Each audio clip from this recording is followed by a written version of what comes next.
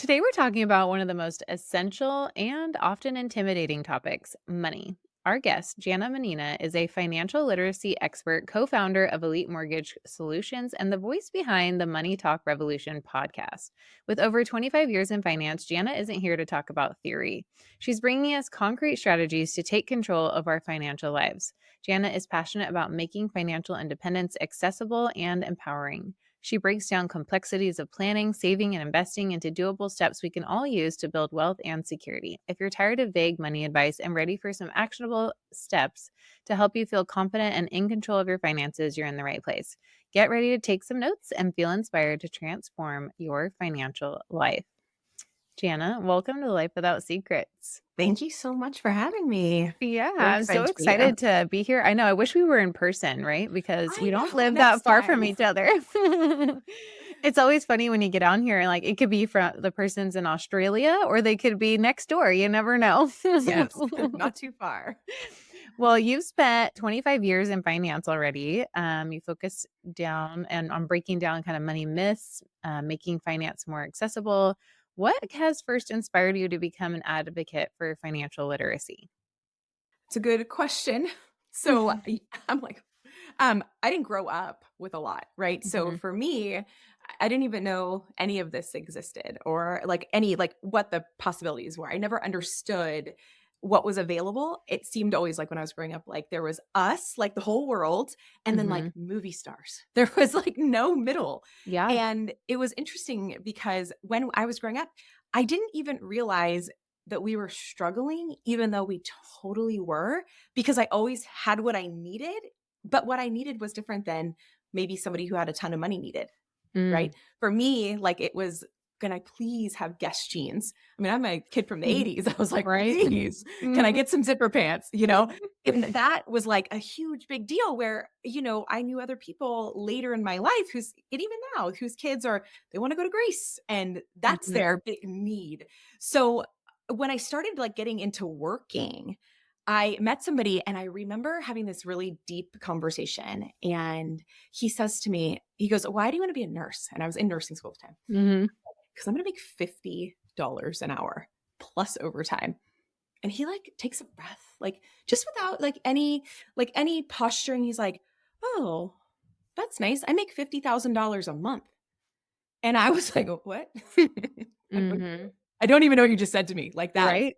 I think that's what my parents made in a year. I mean, honestly, Mhm. I don't really know what they made, but somewhere around there. And in that moment, I was like, oh, there's something else, and I'm going to figure out how to get there. I'm going to figure out what that's going to look like. So I started, like, that's kind of how the journey started. Turns out he was a real estate broker. I didn't even know what that was. And I was going to school and I was working in labor and delivery. And I'm like, oh my gosh, this is such a grind. He goes, I could teach you how to do a mortgage. And if you do one a month, you'll make more than you're making working at the hospital. Finish school, do what you want. He's like, but I don't know why you want to be a nurse. And I'm like, well, now I don't know if I will really want to be a nurse, right? I'm like, maybe. So I started that journey, and that gives you exposure to everyone's finances, right? Most people have mortgages. And so I began by kind of looking like, what were the wealthiest people doing? What did they Mm. have? What did they not have? What were their practices? Where was their money? It was such a weird thing to be doing at such a young age, but I just became a student of people that Mhm. were doing the thing I wanted to maybe do and bringing that into my awareness, bringing that into my reality, which was game changing for me because then I was like, now it's possible, right? Yeah. Before it's them and me. Now it's like, oh, everything just became like opened wide up. The whole world just opened wide up for me. And it was like the best moment because then I realized that I didn't have to limit myself. I could do any of the things. So when I was studying this, it was easy to see where people were going wrong. Mhm. It turns out I ended up marrying a police officer in San Huh, Francisco. we have a lot in common. Oh, yeah. And I started doing loans for police officers. I put my office right in the middle of the Northern District in San Francisco, and all I did were police loans, firefighter loans, EMS loans, and they were the worst. And it made me see there are habits that people have or that things that people are doing. They just don't know that there's something different. They were Mhm. me 10 years before, not knowing there's something more and something that they could do to change. And that's when it all started for me. I just kept saying to them, like, Yeah. "Look at this. I didn't know, because I didn't know, right? I'm gonna be a nurse and I'm gonna make 55 an hour, and I'm set." That was like $1,000,000 to me. Mhm. They're making their salary and they're grinding and grinding and grinding, not realizing there was something they could do differently. So I started going back to those initial things I learned from people who were making Mhm. tons of money when I was working in the peninsula, now Silicon Valley area. And I saw what they were doing and I said, "Oh, wait, if you just did this, made this tweak, what could happen?" And so we started doing it. And then we started building wealthy people that were blue collar people, quote unquote. And we turned them into wealthy people because we just taught them how to do the things that I learned from before. It was amazing. So we just Yeah. kept doing it. So now I'm just so curious, like what were the what were the patterns that you saw? Like when you take somebody that is like working quote unquote like blue collar service and somebody that is wealthy, what was the patterns that you saw that were different? Well, I know it probably sounds a little woo, and we're Yeah. going there, but Yeah. you have to believe it. You Yeah. have to like I was saying in the beginning, I didn't even know what could happen, but the minute that I saw someone doing it, it became real, it was tangible, I could also do it because someone else had done it, right? Mhm. They'd gone before me and done it. So, when you take somebody who has a mentality of, "I go to work, I work my shift, I get my paycheck, I do the best I can with my paycheck, and this is gonna be my life for the rest of my life. I'll put whatever money they tell me to put away in maybe deferred comp, or maybe it's in a 401k, or maybe it's I might take a tiny bit and with some scared money and put a little in the stock market because someone told me I should diversify." Mhm. Those behaviors are not the behaviors to wealth. The behaviors to wealth are getting your money to work for you, right? Mhm. So to me, when you believe that it can happen, then you can start behaving in the way that makes that happen. So instead of saying, "Okay, I make this much money, let's just use a number. I make 10,000 a month, I can afford a $1,200 truck payment. And I can afford an $800 boat payment because my rent is only $300, right?" That math might work out if you're line iteming that math. But when you start to get into the reality that what could $1,200 a month make me instead of what Mhm. could I spend it on, then your mentality changes, then your behavior changes. And suddenly you don't need a big jacked up truck that you're going to drive, 40 miles every day because you can't afford to live in the city to work. You're going to say like, "Oh, wait, $1,200 a month, that's that right there." In the times that we talk about now is like $150,000 of borrowing power, but it could be $200,000. What could I start doing to make that money work? And so that's where we got started, because that's what the wealthy people did. They made their Mhm. money work for them, whether it was in the stock market, whether it was real estate investing, whether it was investing in businesses, whether it was picking up a business themselves and having another stream of income. That's what they did. Mhm. They didn't Yeah. just leave it. So, that is like one of the like something a practical step they could do, right? Like take that $1,200. But a lot of people like, okay, I have this $1,200 extra a month or whatever it is. Mhm. And they would rather actually like use it to build something with to make their money work for them, but they don't know what to do with it in particular, right? So like, Yeah. they could have saved $100,000 this year and they're like, okay, now what? I don't know what to do with this money. Yeah. So, what is do you have any, like, practical things that, you know of or that you've tried that, like, people, could look into to kinda educate themselves on whether it's $1,200 or 100,000, it might look different, right, of where we're gonna Yeah. put it. For sure. So, when you start out, when everyone starts out, they don't have a lot. I mean, unless somebody just good old Aunt Marge dies and leaves you $1,000,000. Most people don't have a good old Aunt Marge or an Uncle No. Pete who No. just sent them all the money, right? No one has that. No. So it starts out small. So you have a choice. Just think, if you have the $1,200, you can put it Mhm. in a checking account, and in Mhm. your checking account, you can make zero. Great. It's just $1,200 putting in. Next month, you'll have 2,400, etc. Or you can look into things that pay interest to you. Mhm. And right now, those interest accounts are not significant. They goes in waves depending on the economy. So you might be able to find yourself a CD, and maybe that CD is paying 6%. Well, it's better than the 0%, but it's still not a lot, right? It's still a little, and it's slow and it's gradual. And that's how the beginning is. It's slow and it's gradual. And most people, if you look at our country as a collective, most people give up. They're like, well, if I can't save up $200,000, I'm not going to save up anything, which is the worst mentality to have because Mm, as you save, right, it compounds, it compounds, it compounds. So what's my next bang for my buck? Well, I happen to love, and I'm not giving you financial advice, I'm just telling you what I happen to love. I happen to think that the S&P is a great place to put your money. It outperforms most any money manager, and you have to be in there for the long term, but it's a mhm. way to grow your wealth and it starts making you some money. The Yeah. S&P is such a great place because you can just grow and grow and grow, and when you take the dip, you Mhm. ride the dip and you don't pull your money out. There's a book Tony Robbins wrote called Money Master the Game. And I read it when it first came out. I read it every year. And he has all these financial experts on there, Warren Buffett, Ray Dalio, et cetera. And they're talking about what they do. It's exactly that. Mm, Instead of being scared, oh gosh, it's dipping down. This year I was reading that something like 40% or 50% of people pulled their money out of their 401k because the market got volatile and they were scared. mm, So instead of letting it ride, they took it out. Well, now they're making mhm, nothing, right? They're making nothing. They're not losing anything, but they're not gaining anything, right? So if they would have kept it, then they would have ridden the low and come way back on the high. So that's another thing. So S&P. The other thing that we have always done, my husband and I have always focused on is real estate investing. It's old school. It's, mhm, people will argue about it all the time, but it has generationally provided for us. And it'll provide for our kids. So when you take your 1200 and you're like, "Oh gosh, I only have 1200." Well, guess what? You can buy a house outside of we're in California, outside mm. California. Yeah, not here. Not I mean, parts of here, like, the valley maybe or something, but really, but there's places all over the country where you can buy a beautiful home in a great area for $250,000. You don't need that much down to get yourself started, right? Mhm, And that mhm, builds on the next, builds on the next, builds on the next. It's just you have to start and be patient enough to save the initial little bit or get that little bit working for you, whatever that number is, and forego the idea that you're going to fall into all this money at once. And mhm, also adjust your needs because we look around and we see on Instagram these amazing, like for me, mhm. I'm like, look at all this amazing decorating.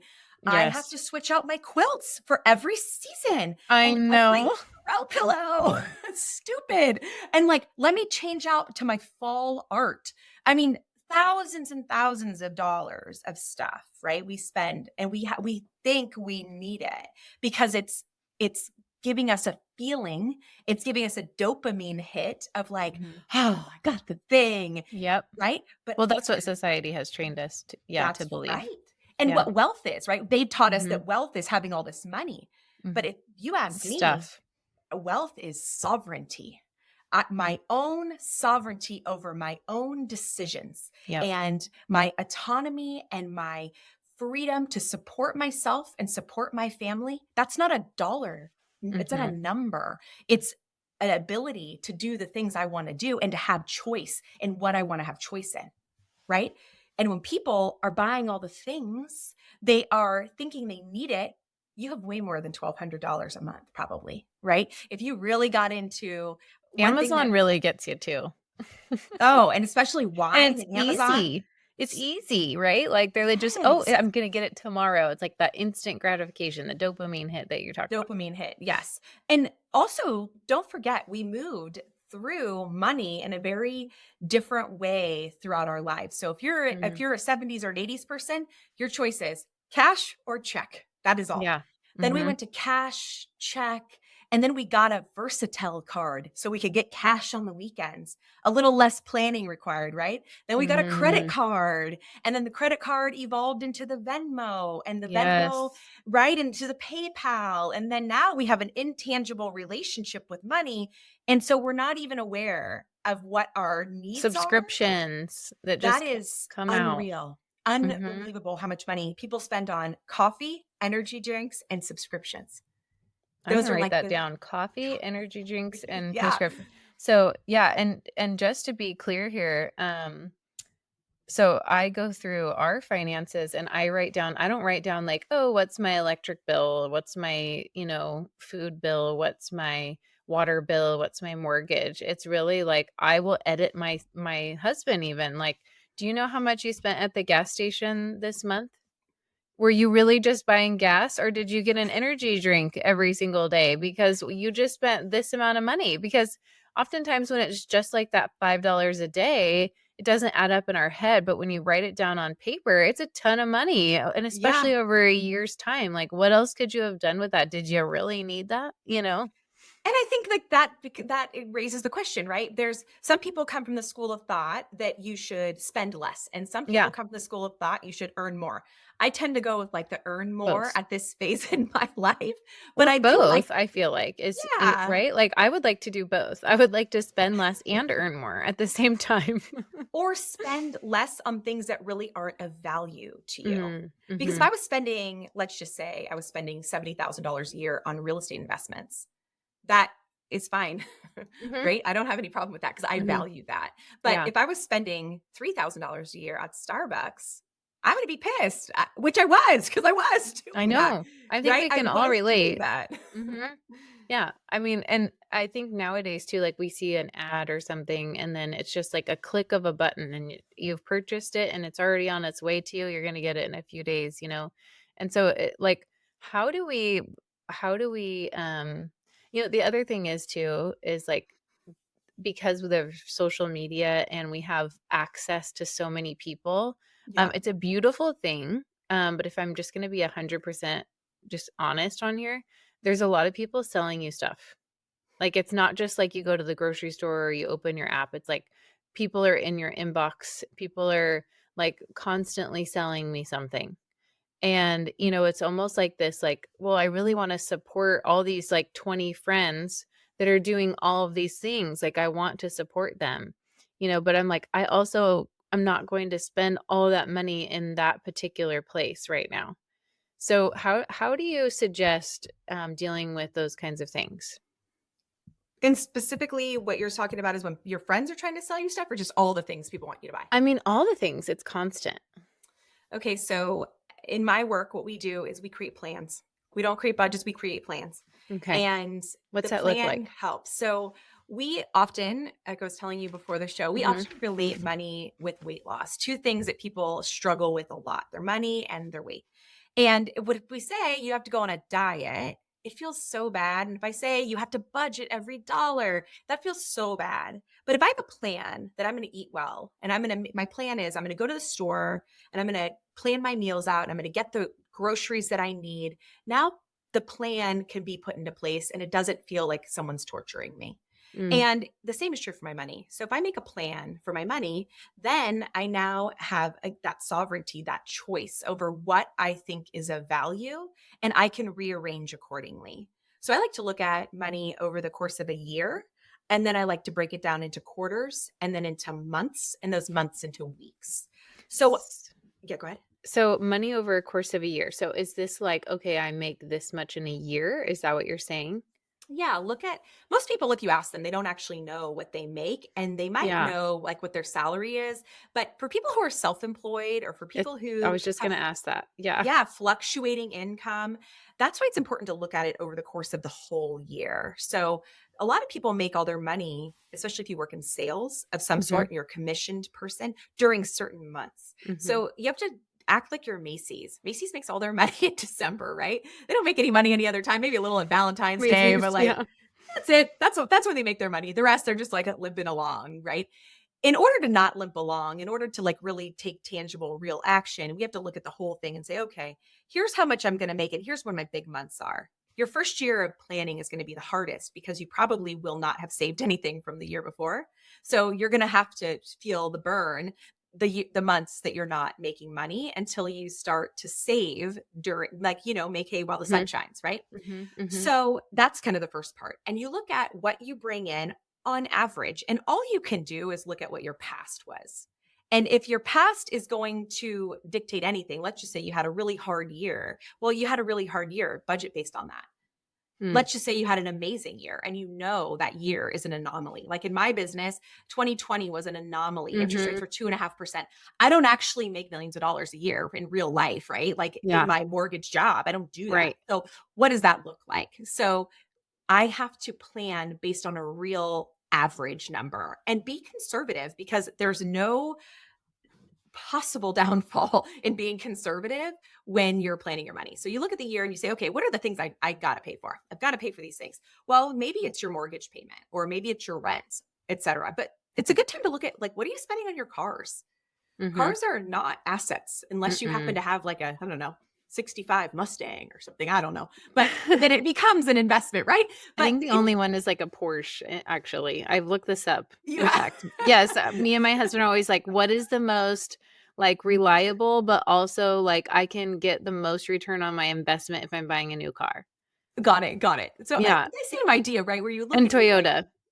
for sure. But I think anytime you have something that depreciates over Yep. time Yep. and Mhm. that you're pouring money into that Yeah. requires a bunch of repair, it's more of a liability. So it's a good time Yeah. to kind of take stock on what you have decided and what you placed value on that needs to go out.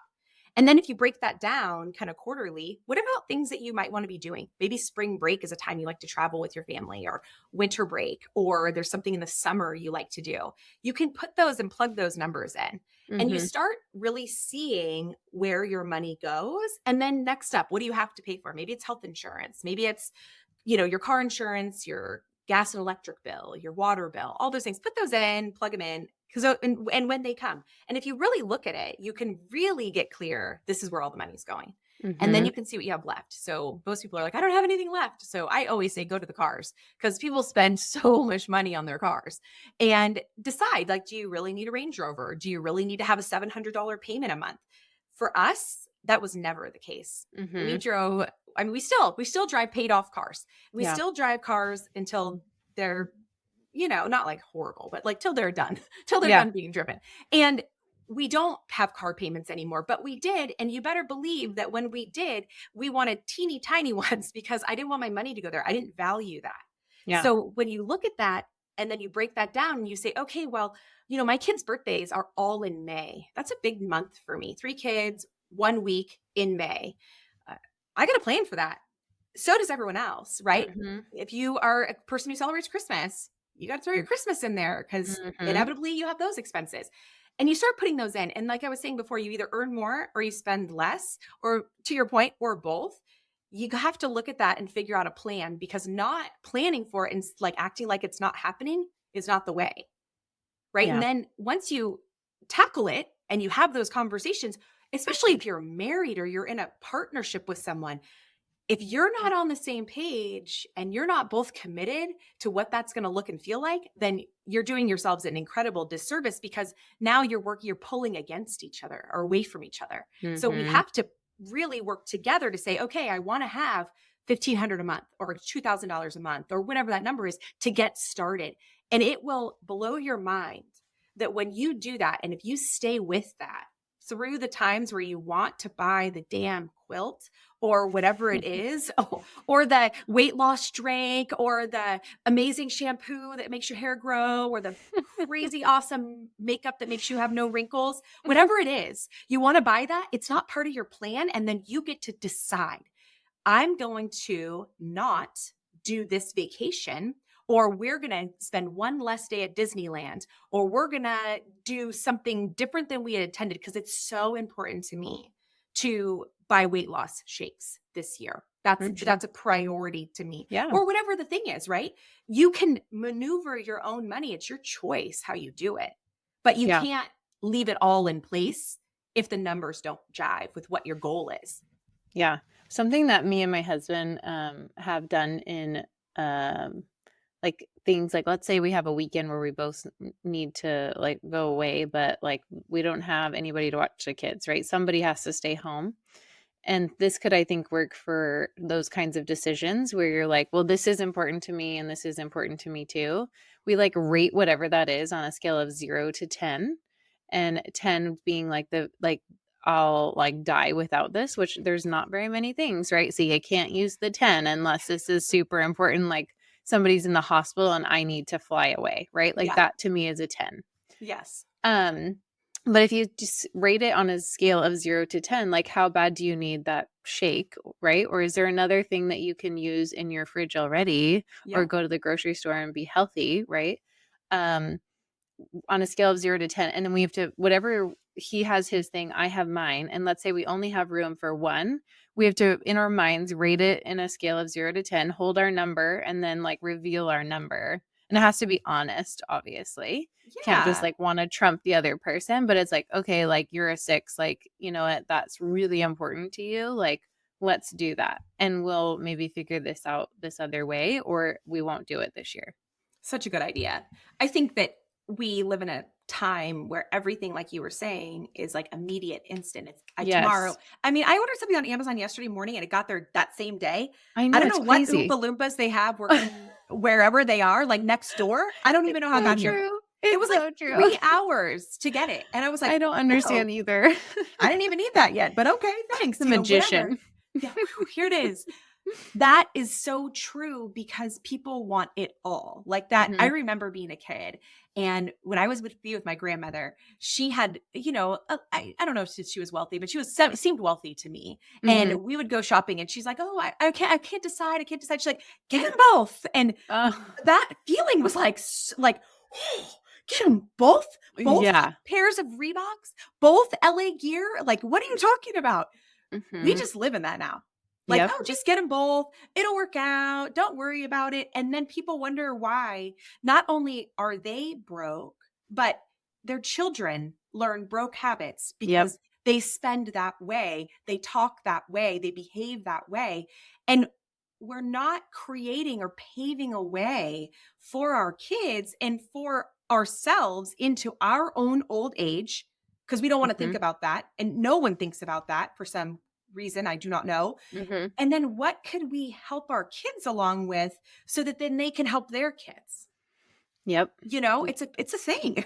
Yeah, and yeah, I can totally relate too. I mean, I was raised by a single mom, that Same. like we went from paycheck to paycheck, and like money was really never a discussion. And so and then, we've obviously done a lot of work and been in different job types of Yeah. situations and kind of really explored and educated ourselves, like, well, what are these people doing differently? I think it's a good question, but I think the first step at like what you're saying is like we have to become aware of it, and then we have to make a plan. And I like the word that you use. You say um like no or give each dollar a job. And so, like, I think that's kinda what you're saying, right? Like, so you have this amount that you make in a year, like, we're gonna be conservative, we're gonna go with, like, the average if you don't make the same amount every year, but we're gonna be conservative about it. Then we're gonna give the money a job, Yeah. right? But And it can be that's changed. and that's planning. Do you suggest doing this like a quarterly thing? Like, because I think like sometimes we start off like just like you compared it to like a weight loss thing, right? Like we start off and we go to the gym every day, and by like day 20, like we're like, what gym? Oh, Like, yes. Yes. So money is something we revisit always yeah. because whenever again, back to that weight loss analogy, in the Hmm. beginning, when you want to lose weight, you're like, okay, like what's a handful of chicken? What does that look like? I know. What's Yeah. what's a cup of broccoli? I do not know. But Hmm. then, and you're weighing it, and you're measuring it, you're doing this stuff, and you really have to gauge it. And then as you go through, you learn how to do it, right? You can eyeball it a little bit better. The same is true with your money. The Hmm. beginning, if you're a person who's in the habit of just spending, spending, spending, or spending what you don't have, or not saving, or making impulsive decisions, or maybe you're not how would we call this? Maybe you're not um employed to your potential, right? Maybe you're, chilling. you're, Hmm. you're like, "Ah, I don't know. Well, we'll see, whatever that looks like." And you don't have a plan for that year. Okay. But let's at least have a plan for this month. What are we going to do this month? But if you're a person who doesn't get paid that way, if you're not a salaried person, you have to plan for longer. You Yeah. have to look at a quarter or a half of a year or whatever that looks like, because there are things that need to be paid and stuff that needs to get done. And those plans are what keep us. And it also, I think, maybe the most important part is that it keeps us aligned with our own value system, right? We perform often from a place of fear and lack and scarcity Hmm. because someone told us to be that way. Yeah. right? Someone told us to make decisions that way. In my mortgage business, I can't tell you how many times people have said to me, let me talk to my dad. Let me call my uncle. They Mhm. rarely call their mom. They rarely call a woman in their life. They almost always Interesting. call a Yeah. man. And Mhm. I'm like, okay, whatever. I've been on the phone with a lot of parents over the years, Yeah. which is fine. And I get advice from people all the time who have no money. They have no wealth. They have no nothing.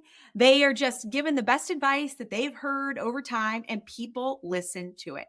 And that messaging is always rooted in fear of loss, fear of not having enough, fear of not being able to retire, fear of whatever it Mhm. is. There's Mhm. fear, fear, fear, fear, fear.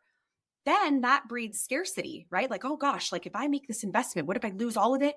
But if you don't make that investment, then what? Mhm. Then nothing, right?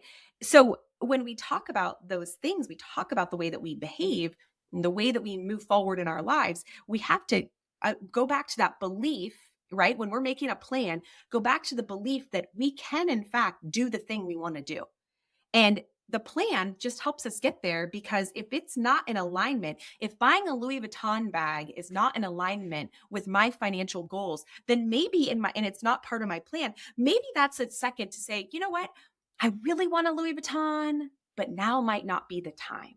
I Mhm. really want to buy my kids e-bikes, but you know what? That's not part of my plan this year, but Yep. next year I'm going to work a little harder or come up with a little more to see if that then aligns with what I want to do. It's just a way to align and Yeah. get out of the fear and get out of the responsive, repulsive action. I think it's repulsive, like the Yeah. way that people just go and then just let it go. It's like back to the weight loss. It's like you go to the gym 20 days and then all of a sudden now you're eating a dozen donuts a day.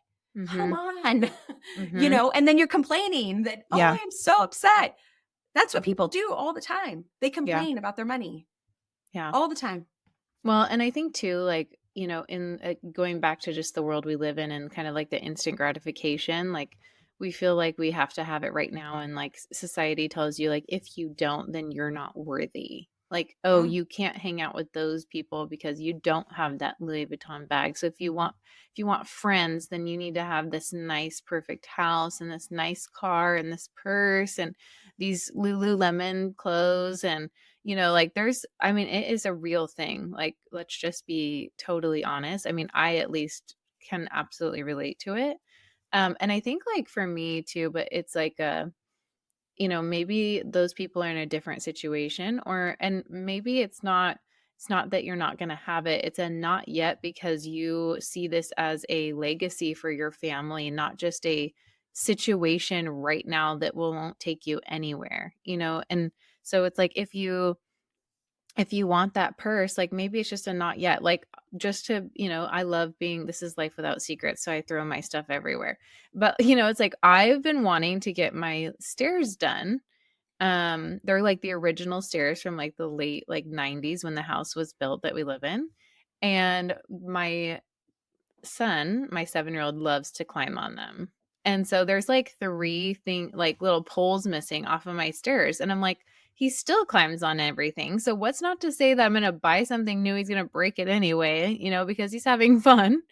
And, it's like, I would rather, so my husband and I talk about it, and it's like, we would rather make an investment with that money that would be spending on like all that new stuff for our house, make the investment, have the investment make us money, then use the money that investment made you to then go do your stairs or to then go buy that purse because then it's money you made on top of your money, not like, does that make sense? I'm like, you probably would explain this better. You did a great job. No, Oh, I mean, I think that a lot, right? And again, with that plan, when we think about what we do with our money, it is so tied to what our values are. So you mhm. had said that feeling that people have, like, if I don't have Yeah. the perfect this, I won't fit in. I was just at a conference the other day and I was trying to remember when you were talking exactly what this man said. It was so profound, but the gist of it is, because I of course can't remember the word for word. It's okay. I'm like, it was so good, and I wrote it I totally down. get it. He said that people struggle between two things: the need to be aligned and true to themselves, and the need to belong. and they Mhm. almost always pick belonging Yes. to Yes. their own peril. They will Yes. act like someone different. They will do something different. They will do anything to belong, even if Mhm. it means, Yeah. buying the Louis Vuitton or driving the Range Rover or whatever when they are in no position to do it. Look around you. Hear that message and look around you at every single person that you're like, oh my gosh, like they have it all. Let me tell you what that looks like behind the curtains. Mhm. Most people do not have it all. And in fact, here in California and in other high appreciating areas, people refinance almost every year to pay off their credit card debt and restart their mortgage so they can live that life Wow. all over the place. Take that in for a minute, right? And you Mhm. think about this idea of belonging. Here's how I want to belong. And I tell this to my kids. My in-laws are older, 90, almost 94 and 86. Mhm. And that idea that I have somebody else making decisions for me and I don't have anywhere to go or I don't have any ability to get care for myself, I don't care about belonging. I care Mhm. about sovereignty. They have sovereignty. They might not have driven the nicest cars over the years or had all the bougie Mhm. vacations or carried the Louis Vuitton. But you better believe it that when the rubber meets the road, they have income, they have legacy, they have independence, they have sovereignty, they have everything that Relationships. they need. Their relationships with their children, all the things, right? They have all the things and people want to worry about what does my house look like? I mean, I'm the same. I was literally going to have, this is a little embarrassing, but since we throw it out here. So I'm Slept about out to have, secrets. like, whatever. So I live in an affluent area. Mhm. I don't have that kind of belief that I need to spend a bunch of money. I don't have that. I broke up with that years ago. Mhm. We painted like maybe 8 months ago. And I am like, I am going to finally invest in some art. And like, not like go to Target, not like, Z Gallery. I want like a piece of art. So until I get this art, I won't hang anything anywhere. So our house looks like a hospital. And there's this place. So we put new flooring in, we built our daughter a bedroom, etc. And there's this strip of hardwood floor by her bedroom door that needs to be replaced. But we're going to replace the floors. And I'm like, so I've been kind of letting it ride. I literally was like, I am not having anybody over until I get my piece of art and I fix that little stupid place on the floor. And then I start noticing all the other things, right? Mhm. Gosh, my kitchen's starting to look a little Yes. dated. Oh, you know what? We're going to redo the bathroom. Maybe I should wait till next year. Oh, I don't look skinny enough. Oh, Mhm. and then you start in, and that's a habit. Right. That Yep. mindset is it's old shit in your head that Mhm. comes out all the time. So when we talked about in the beginning about changing your belief, Yeah. that belief has to live here all the time. That belief has to be in your plan. That belief has to be in your values of what you think is important. And I literally had to check myself and be like, who freaking cares? If Mhm. my friends and my kids are embarrassed because I'm missing a strip of hardwood or I haven't hung the piece of art because I honestly just haven't found it yet, I don't care. I don't want to hang out with you Yeah. anyway. I want sovereignty Yep. over all of it, right? I Mhm. can't care about it. And I think that that's the shift. If you want to be wealthy, you want to make money, you want to feel good in your money, you want to create something, you have to go back to that belief and change and behave like the person who has what you want to have and does what you want to do. And that Yep. plan is what makes that so. And to know that, like, this isn't a plan that takes 2 days like Amazon, right? This is, like you said in the beginning, this is a slow and a gradual plan. And, like, we have to keep the mindset that we started that workout with, Yeah. right? And continue that. And I think this all goes a lot with self-worth, right? Like, and I know you've mentioned, like, the importance of self-worth in financial decision making. It's actually a huge deal, and it's a bigger deal than, most people are talking about, and that's why we're Yes. having such a large conversation about, just, like, what are those things that affect us in our financial decision making and our financial planning? Um, is there anything that, like, helped you, or, clients you've had in the past, like, that help them kinda start valuing themselves more financially? Yeah. Yes. Yeah. So when you grow up, we are fed stories all Mhm. the time, whatever they are. Could be from your dad because your dad's working, 100 hours a week and you still don't have a lot. It could Mhm. be you grew up with a single mom like me, Mhm. and like you. It could Mhm. be any number of things, but there's a story around money and we wear it. We always have it. And because we, like you were saying, we live in a culture that feels defined. It feels defined by what we have and what we don't have.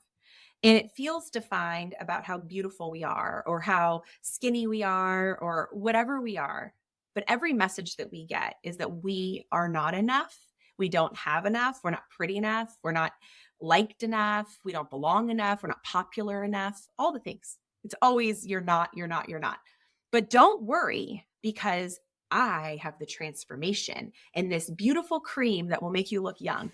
Don't worry, I have the pill that's going to make you thinner, and I have the workout, and I have this, I have everything. It's going to make you better.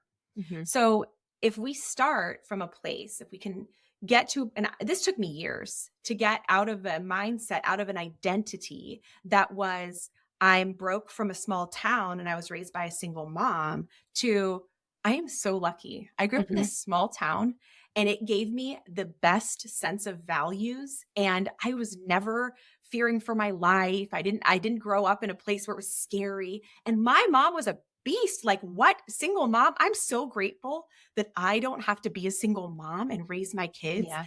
So when you start to flip the script of Mhm. like what people think is acceptable, that feeling of like, I need to fit into this certain way so I can belong. And you start saying, like, what is really aligned with me? Well, here's my story, right? My story is, like I just said, my story is my single mom was a baddie. And not Mhm. only that, she worked two jobs my whole life so that we could have the Guess jeans and we could go to the things and have fun with our friends. That's a whole different space than being a victim Yeah. of circumstance, right? And if you can take that identity, that alignment, and you can say, okay, what is my story really? And what do I want my story to be? And you take ownership of that. You'll find that if you stop comparing to what everyone else has and you look at exactly what you have in this moment, it's enough because you're Mm. awake and you're alive and you're breathing, and hopefully, if you are listening to this podcast, it's on your $1,200 phone that you're making monthly payments on till you can get the next one, right? And your earbuds that are whatever they're called, AirPods that are $400 as you're walking because you have some time off work or you're on your way to exercise at your $500 a month gym. Whatever that looks like, your enoughness has to be aligned with what your belief is about yourself. Mm. So if we believe in ourselves that we are enough exactly as we are. I don't need the quilt. I don't need the Louis Vuitton. I don't need the car to be enough. It doesn't mean I'm not going to go get that at some point if I choose, if it aligns with my next set of financial goals. Great. Who cares? No judgment. But that's not what makes me enough, right? Mhm. What makes me Mhm. enough is really defined by my belief and the things that I put out in the world and what I do to be in alignment with who I am innately. Mhm. I think that's the Yeah. thing, right? Yeah. I totally agree. I think that was so beautifully said too. And I think, this is such an important thing to just, maybe sit down and write about, like journal about it. Like, what are Yes. those stories that you have around money? Because if we don't become aware and start to change it, I think this is just something that gets passed down, right? And so, somewhere along the line, like your family is not going to become wealthy until we start there. And if you want something better for your children, it starts with you and your mindset and your decisions and your planning and your saving and you telling yourself, right? Like that these things over here don't make me worthy, right? Like I am worthy. A And million times. yeah, and A then million times. and giving those traits to your children first and foremost, and then not giving them the generational, curse of struggling with money. Yes. I think imagine the life. Like I had this interesting experience just a couple weeks ago. I went Mhm. back to my high school And Mm. I go there every so often because my godchildren played sports there. I have friends who live in my hometown. Mhm. And I always think it's a special treat to bring my kids to Yeah. this place. It's so different from where they're growing up. I mean, it Yeah. smells like cow shit. And I have a weird thing where I like it. And like they have like gross nacho cheese for the last Yes. 35 years. You know, it's Yes. the same. It's all the same. So we go and I pull up to my high school where my belief about myself in high school was very different than it is now because I bought in to the story that Mhm. I had around myself and I never felt like enough. And that is so tragic to think that in all those years, I like joke around about this a lot. In all those years that I was skinny with perfect boobs, I was worrying about being fat I and I was know it. worrying about being like not pretty Ugh, enough I and know. I mean, not smart enough. And all I did was like grill myself and put myself through hell. So I Mhm. pull up in my BMW and I didn't even know people drove BMWs that weren't movie stars when I was in high school. Like two moms had a BMW that, and that's like, and someone had a Volvo, and it was like that. I'm telling you that because it was noticeable, right? Yeah. How do I even know that? Because it was noticeable. Like, whoa, pull up, and my kids get out, and I just took a little inventory for a second. My daughters are like decked out in Lulu, and I'm like, what freaking planet did this happen on? I do not know, right? I'm wearing my Costco leggings. Oh. Mhm. That's not Yes. in alignment with my value system. I don't Right. care. Right. And it's freezing and whatever. And I go and grab my jacket and I zip up my Patagonia. And I'm like, Mhm. oh my God, Here I what? am. I'm I have going out there. arrived.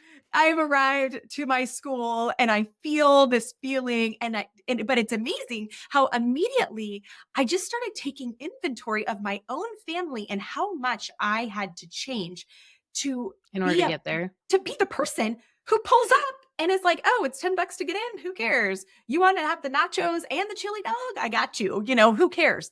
There was a time that was not my reality at all, and I Mhm. wasn't even close to it. And I Yeah. wasn't even in a position to receive it because Yep. I didn't believe that I could. Mhm. And now here it is. Yeah. And I think that's important to remember, right, for people listening too, is like somewhere when you see people that do have it and have planned for it, right? And have earned it, know that like that started somewhere in their family or they were the one in their family that made that happen, right? Like it didn't just unless they won the lottery, like which chances are slim to none that wasn't built on winners either. Um But but I think that you look at that yeah, family piece, right? yeah, We started where everyone has started with yep, not anything, right? yeah. And we built a little. We're talking about kids we have twins who are juniors. Last night we had a whole conversation around college. Mhm, What does college look like? And mhm, so my son is like, I think I might want to go to Davis. I'm like, great. And my kids have a plan. They've been working their plan to get the grades, to do the things. They're gonna give it their all to get to where they want to go and have possibility. My daughter says, I want to go to UT Austin. And I was like, cool. But she also needs to go to graduate school. And my husband and I looked at each other and I looked at her. I'm like, if you can make UT Austin cost what it would cost for you to go to a California school, then by all means, you can go. mhm. She's going to graduate from college. She's going to graduate from grad school with no loans Yeah. because we made that be so. So we drove a purple Volkswagen Jetta until it died and it Mhm. wouldn't even go in reverse anymore. We had to like Yep. park the other way Yeah. to My make husband that had a car piece, like that. right? Like and we've always done it, right? We Mhm. don't go to all the things that everyone goes to because them, all of them, we have three kids, going into their life with no student loan debt, no any debt, and having a nest egg that we've been helping put away so they can start their lives. That is in alignment here. And that Mm. goes to that feeling, right? That feeling of when I was a kid, not having it, to like, look what we can do. Yeah. And it guides every decision, every decision. Yeah. That's so important. I love that, and I applaud you for that, right, too, because I know that it wasn't an easy trek either, right? Like, this is planning, waiting, not doing all the things you want to do when you want to do them, making sacrifices, um, not having all the things. I mean, these are not like always easy, right? And this is hard work. You worked really hard at, I think like, it wasn't because she was, not doing anything and just saving money. Like you also worked hard on top of all of that. And so I think it's just a reminder and that like if you can do it, like so can everyone else listening. And I think it just starts with becoming aware, changing that, belief system, what is that belief system? How can I change it? And you work with people to do all of that as well. So maybe Yes. you could, tell people they have other questions or if they're really struggling, like how can they find you if they are like, you know what, I really could use some help on this. Yeah, for sure. So I'm on all the socials at Jana Mannina. And you could always go to janamannina.com and reach out to us there. Our new website is going to be up like in 3 or 4 days. That talk about not wanting to spend money. That was a hard one for me. So Yeah, I we have, know. I I know was the like, oh, feeling. Yes, it's a big hitter. I get it. yes, but Mhm, you need it. So we have resources always on there, and you can always DM on any of the socials. But we work really closely with really three kind of groups. We work with couples so they can learn how to communicate better about money, how to get mhm, on the same page, how to get in control of their money, how to make the plan. Like here's how you do it. So it's easy and there's not fighting. And they can align their goals. So that's kind of part one. We always like say, like, we are saving marriages over here. mhm. Part two I'm is all I about it. am yeah, me too. Part two that we do is we work a lot with women, and I am so deeply passionate about supporting women who want to be able to learn how to make investments on their own, how to be financially autonomous. Whether you're married or not, it's irrelevant. But being part of the conversation, pulling up a chair and saying, like, you know what, I'm going to start a business and I have the finances in order. So we have Mhm, that. We have a lot with women, and then we have a whole program that we do for families. So kids. So right now, we're working with kids that are transitioning into college. So, how do you have those conversations about the ROI on your investment in college? And how do you have those conversations with your kids that isn't dumping your trash on them that you grew up with, but rather mhm. empowering them to make solid decisions so that they can analyze and assess themselves and then move into adulthood like really well prepared? Love that. I love that so much. Well, is there anything else that you would like to leave, our listeners with today before we close? I think that the main thing is that to know that you are absolutely enough and you are Mhm, absolutely capable of mhm. doing whatever it is that you decide you want to do. You have to be in that belief. And so the minute that you stop the bullshit and you stop the trash talk to yourself and you own that and you align, you can do it no matter where you're coming from. It's just a matter of making some behavioral changes and making a shift and stepping into that next version and acting accordingly. And you can have every single thing that any of us have just by doing that, no Yeah. matter what. Such great solid advice. Well, thank you for all your expertise and all your Yes. actionable advice today. I really appreciate you coming on here. It's been such a great conversation. Thanks so much for having me. Yeah, I'm excited to share. Well, to everyone listening, I hope you're feeling inspired and ready to make a change no matter where you're starting from. Remember, financial independence isn't about where you are now, but the steps you take toward where you want to be. Whether it's creating a plan that finally works or taking that first step into investing, Jana's advice gives us a clear path forward. If you found value in today's episode, please consider sharing it with someone who might benefit. Make sure you subscribe to Life Without Secrets for more deep, transformative conversations. Until next time, take action, trust in your financial journey, and remember that every small step brings you closer to financial freedom. Hey there, it's Jillian from Life Without Secrets. Ever feel like you and your partner aren't quite on the same page? Well, you're not alone, and that's exactly why I created our latest issue of Truthful magazine. It's packed with insights and stories about bridging that gap and finding a deeper connection. We're diving into real conversations about needs, feelings, and how honest dialogue can rekindle that closeness that you've been missing. Why not explore this together? Go grab your free copy right now at lifewithoutsecrets.com and turn those pages into shared moments. Can't wait for you to dive in and share your thoughts with me.